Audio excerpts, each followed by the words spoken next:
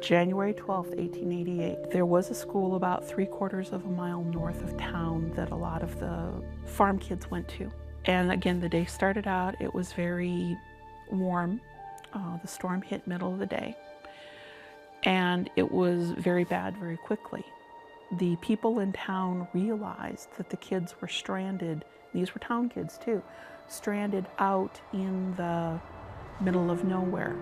One saving grace was they were located fairly close to the railroad tracks, the school was. So there was a rescue party sent out from town with a couple of wagons, and they just followed the railroad tracks. They were still able to see that. They got to the section line close to where the school was, and they set up a rope. So one person, or some people were back at the wagons, the other ones started walking so they wouldn't get lost. They finally found the school, they tied the rope to the school. They went inside, got all the kids bundled up. The kids followed the rope back to the wagon. They were covered up with straw and blankets. They turned the wagons around and they headed back to town, and everybody was safe.